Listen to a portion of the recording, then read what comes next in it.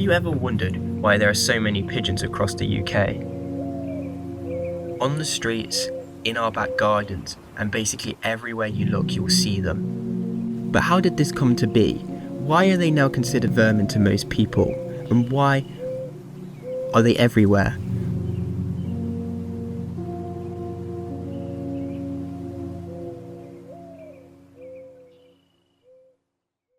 This is the pigeon. This is our little feathered friend that we all know and maybe love, depending on what your opinion is on them. There are many different types of pigeons that you can see all over the world, but first I want to focus on the rock dove, which can also be called the feral pigeon, depending on where they are. These little guys populate almost every city across the country and originally live on the cliffside shores. Some still choose to this day. There is no possible way that you have not seen one when you're walking through a local town or park. If you haven't seen one, then you're lying. Or somehow you managed to fall into an alternate reality where we never learnt how to domesticate pigeons.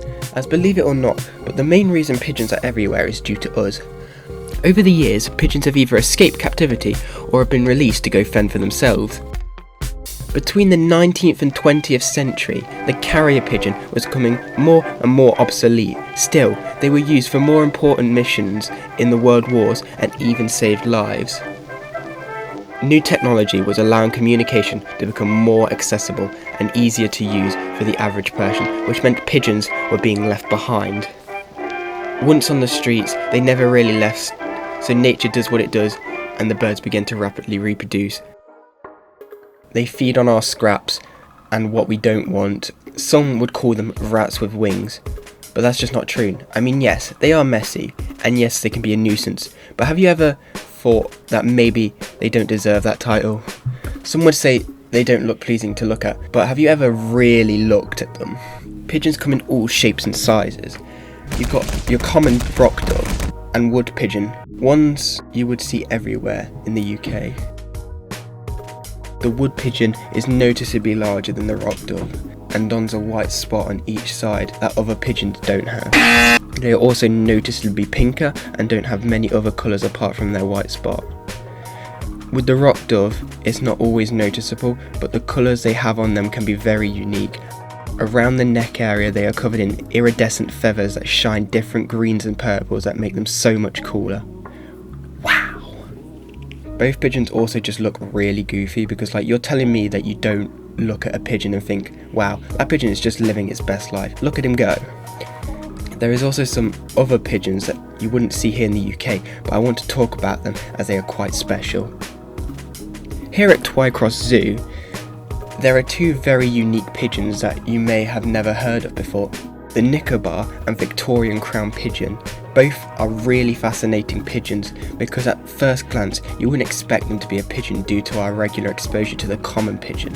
The Nicobar pigeon can be found on the other side of the globe in Nicobar, where the climate is a lot more swampy and warmer, completely different from the lovely British weather we have here. What makes them stand out from the rest is their beautiful iridescent feathers that take up most of their body, ranging from every colour of the rainbow. Moving on to the Victoria crown pigeon, named after Queen Victoria and its beautiful crest, not mohawk. This pigeon is known as the largest pigeon in the world and can be found in the same environment as the Nicobar pigeon.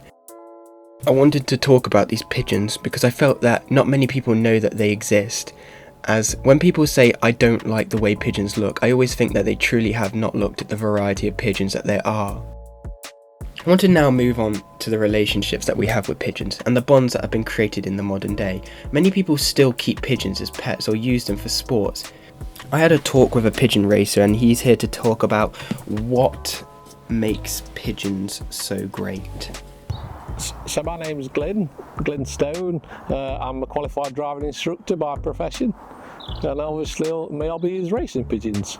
I've obviously been brought up with them from a young age, so you get interested in them in the gardens from a young age, and it really develops from there in terms of that. And then obviously you get into the competitive side of the racing side, which obviously you kind of, once you've got the bug, it's hard not to do it really.